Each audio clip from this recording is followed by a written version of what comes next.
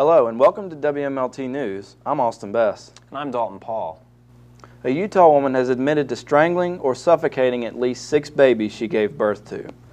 39-year-old Megan Huntsman appeared in court last Monday, where she is facing 6 counts of murder. Authorities found the remains of 7 infants at Huntsman's former home.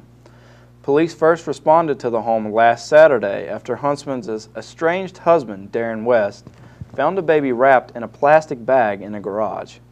A search warrant was obtained and authorities found 6 more bodies, each wrapped in either a towel or a shirt, placed inside a plastic bag, and placed in a separate cardboard box. During an interview, Huntsman admitted that between 1996 and 2006, she gave birth to at least 7 babies, all but one born alive, and that she either strangled or suffocated the babies immediately after they were born. She is currently being held on $6 million bail. President Obama and Russian President Vladimir Putin are continuing diplomacy and negotiations concerning Ukrainian separatist protests to Russian control. Putin is discouraging the Ukrainian government from using force to deal with these protests and is urging President Obama to advise the Ukraine of this as well. As a token of goodwill and support for a stable Ukraine, the United States has signed a loan of $1 billion to the Ukrainian government. However, the White House denies reports saying it is thinking about providing arms for Ukrainian forces. Both the United States and Russia agreed to further discuss and achieve greater diplomatic cooperation in this situation during other meetings in the upcoming weeks. 19-year-old ex-firefighter Shane Rife has been charged with 4 counts of arson. According to authorities, Rife allegedly started fires that burned over 400 acres of property in Buchanan County, Virginia. No one was injured in the blazes. After Rife was captured, an investigator with the Virginia Department of Forestry was reported saying, quote, "We are indebted to everyone who cooperated in the effort to catch this individual, because someone who starts a wildfire puts wildfires and area residents in danger," end quote. Rife was with the Grundy Fire Department for less than a year, and he is currently awaiting trial.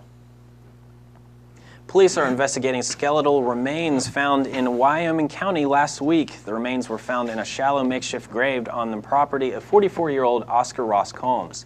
The man from Bud Mountain and his son are already charged for another alleged murder. Police are still awaiting positive identification on the body. The 2 allegedly killed James Butler of Summers County back in 2011. It was a sad April for Concord University freshman and Delta Zeta sorority member Taylor Renee Brown. On April 1, 2014, Taylor was diagnosed with leukemia and has since been undergoing chemotherapy treatments. Taylor is being cared for at the Wake Forest Baptist Medical Center and is keeping her spirits up. Her Delta Zeta sisters made orange ribbons and held other events in support for her awareness. As her treatments continue, we keep her in our thoughts and in our prayers. Reptiles were recently slithering at Concord University. WMLT's Jared Klein has more on the event that brought people young and old to the University Student Center for a cold-blooded adventure. If you have a phidiophobia or an abnormal fear of snakes, this event was not for you. But for many who gathered at Subway Sides on April 7th, it was something special. Nationally known snake and reptile expert Ron Cromer brought about 24 snakes and 3 lizards for an informational program. The event, called Snakes Alive, has been a Concord tradition for nearly 15 years. Those who attended learned about a snake's biology and their role in nature. Cromer has been doing the program since 1982. He says that he took notice to the animals early in life.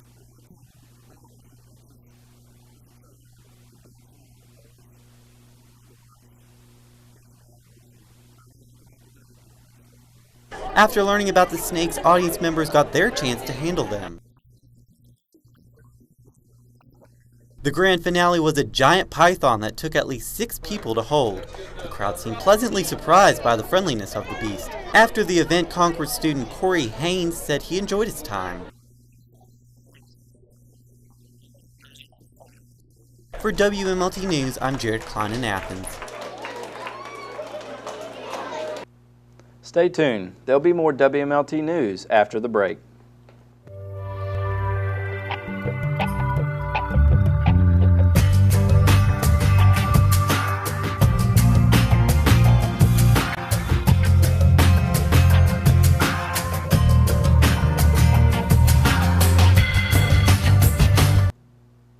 now with this week's Ticket or Leave It, here's Jesse Stevens. Thanks, guys. Earlier this year, the movie Ride Along hit theaters. This movie tells the story of an Atlanta police officer named James Payton and his sister Angela's boyfriend, Ben Barber. James is not at all in favor of the relationship between Ben and his sister, but when Ben gets accepted to the police academy and asks for James' blessing to propose to Angela, things get real. James decides to take Ben for a ride-along in his police car. Ben has one day to prove that he's worthy of Angela's love, but the adventure that ensues is anything but predictable. Overall, Ride Along isn't a bad film, but Kevin Hart's performance as Ben really steals the show. With non-stop jokes, Hart will have you rolling with laughter. James Payton is played by Ice Cube, and while he's not exactly believable as an officer of the law, his acting does fit the typical straight man role. Ride Along scores 3.5 out of 5.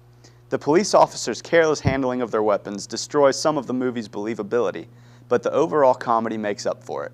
So if you haven't already seen it, Ride Along is a good choice for a weekend movie. It was released on DVD and Blu-ray just this week, so now's the perfect time to check it out. And that's it for this week's Ticket or Leave It. Thanks for watching. Now with sports, here's Brady Meadows. With March Madness officially over this year, the University of Connecticut's basketball program takes home not only one, but both of the NCAA's championship trophies. The men's team won their 4th national championship in 15 years when they defeated the University of Kentucky's Wildcats 60-54 in the championship game. The women's team at UConn defeated the Lady Irish of Notre Dame to complete a perfect season, only the second in NCAA history. With the regular season coming to an end, the NBA playoff picture is pretty clear. The San Antonio Spurs hold the number 1 seed in the West, and the Indiana Pacers hold the number 1 seed in the East. We'll have more as the NBA postseason continues. So that's all this week for sports. Back to you at the desk. And now with the latest from the Campus Beautiful, here's Justin Allen. Last week marked Greek Week for national fraternities and sororities. In the girls' football tourney, Alpha Sigma Alpha came in first, Sigma Sigma Sigma came in second, Delta Zeta came in third, and Alpha Sigma Tau came in fourth. For boys' football, Tau Kappa Epsilon came in first, Phi Sigma Phi came in second, and Sigma Tau Gamma came in third. Other event winners will be announced by next week's broadcast. Concord University's concert band will be performing on Monday, April 28th. The theme of the concert is Traveling in Unordinary Ways and will feature music written by Concord's Dr. Timothy Mainland. A Strange Way to Travel will be performed at 7 p.m. on Monday at the Fine Arts Building's main auditorium. The International Club will be selling international gifts on the 28th. These handmade items will be made by members of the International Club and will have elements of their heritage and culture reflected in their merchandise. The International Gifts Festival starts on April 28th in the International Office. And that's all there is for the Concord Minute. I'm Justin Allen. Now back to the desk. Recently, the Concord University Student Government Association announced the winners of their election. The elections took place the week of March 31st through April 4th. Students got their chance to choose who would represent them during the fall of 2014 and spring of 2015. The student judicial officer gave the results dressed as Hulk Hogan, getting a few laughs from other students. Here's a look at the results. For President, Cody Boone, Vice President, Melinda Hatfield, Business Manager, Jasmine Jimenez, Attorney General Jesse Jeffries, and Public Defender, Andrew Miller. The Shadow Box, a powerful play about love, grief, and death, recently graced the Subway side stage here at Concord. Jesse Stevens has more.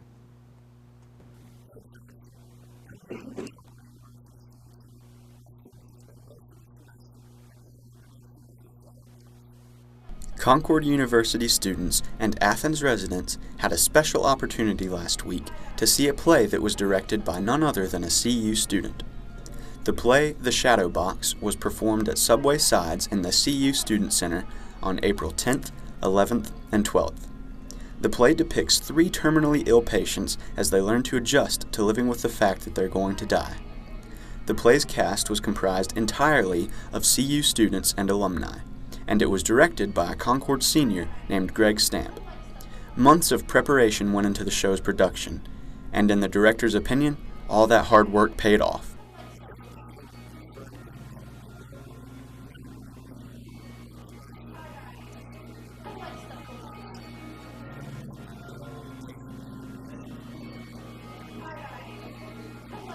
Over 100 students came out to watch the show as it was performed over the course of 3 nights. Admission was free, but students and community members were encouraged to give donations that would be used to support West Virginia hospice care. The 50-year anniversary of the Beatles happened not too long ago. The community members, faculty, and students at Concord enjoyed some of their classic music just last week. Austin Bess has more. Hey Jude, here comes the sun, and I want to hold your hand. These were just a few songs people in attendance were treated to when the Liverpool Legends rolled into Athens, West Virginia. The tribute cover band entertained over 300 people, ranging from old folks to young college fanatics. They explained why they do what they do. You're a fan, right? You're a fan, and we're fans too. So I don't know. It transcends. All we're doing is giving people a chance to see what it might have been like since they're not around anymore, you know. The band performed for nearly 2.5 hours in the Carter Center. Tickets were sold to community members for $10 apiece, and Concord students were admitted for free. The band is the closest representation of the Beatles, and the members were hand-picked by Louise Harrison, the late sister of George Harrison of the Beatles. They have performed in places like Carnegie Hall and the Cavern Club in Liverpool. Andrew Soljet, director of student activities, has brought in 2 big-time concerts in the past 2 years he has been in charge, Badfish and now the Liverpool Legends. He expressed his thoughts on the performance.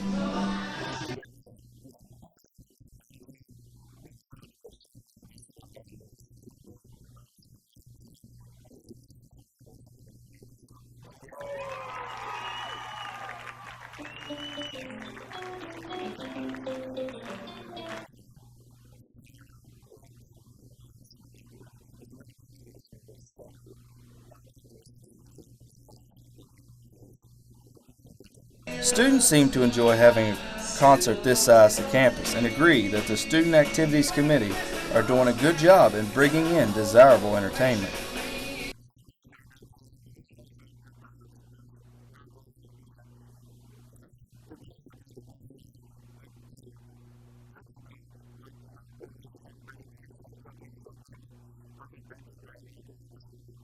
Andrew Soljet also elaborated on what he is trying to do for the following year.